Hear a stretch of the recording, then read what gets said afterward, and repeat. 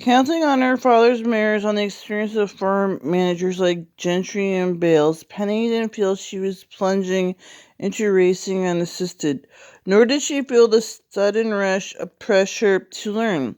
She might have felt her father died.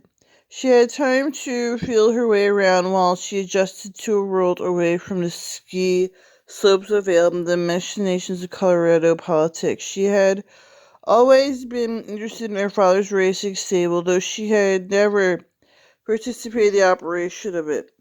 My father never needed help. He wanted an audience. Still in Denver, she began reading and studying the variety of racing publications, the Blood Horse, the Thoroughbred Record, the Daily Racing Forums, and books about racing. She conferred frequently with Bull Hancock, asking him in regard later as dumb questions. They were the questions of a novice. It was amazing amateur night at the Meadow. Yet one of the decisions she made that year, however, knew she was active involvement in the sport, had historical repercussions. Despite its evident failure, Penny decided to continue with the Phipps's a 2-year flip arrangement, to which her father had already agreed. She sent something royal to Bold Ruler twice. 1968, 1969. Not bad for an amateur. Thus, Penny Tweedy was beginning to involve herself in what became a central passion and ambition of her life. She was father's daughter, moving to save the meadow, the land, and the mares and the stallions and the yearlings and the paddocks and the barns and the manor house and the racing stable and the Chenery name in racing. She became a nominal leader in the Meadow stud, assuming control by default more than anything else. Neither her brother, the scholarly Hollis, nor her sister, Margaret Carmichael, shared her enthusiasm for racing. She sensed that their attitude was, if Hetty wants to do it, let her do it.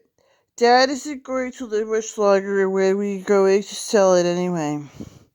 At family meeting during his father's illness and the stable's drift, where the future of it was inserted, he's still running a household in Denver.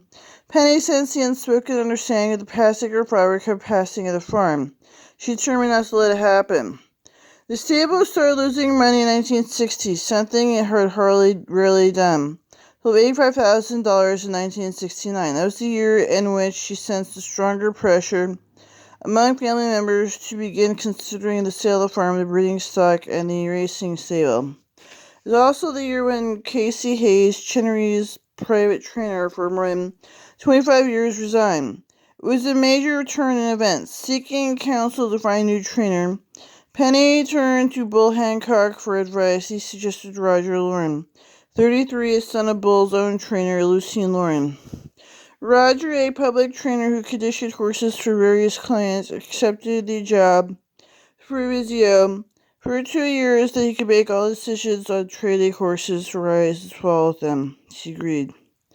Of the 20 horses in training in Meadow stable, when he took over, Roger sent 14 back to the farm, saying they were unfit to race. He sliced stable expenses sharply from $250,000 to about $120,000 a year. While the stable had lost almost $100,000 a year before over initial profit during his first year running it, and Penny asserting herself more forcefully. The many non-producing broodmares of the meadow were sharply culled. In the enterprise, he sought and received the counsel of Bull Hancock. All the mares from then on have 3 years to produce. Culling the failures became a rule. There would be no unproductive boarders living and dining for years at the meadow. They would be sold privately or at auction. Instead of breeding mares, the farm stallions, they were not producing winners. Penny and Howard Gentry sought to breed broodmares to young or proved stallions.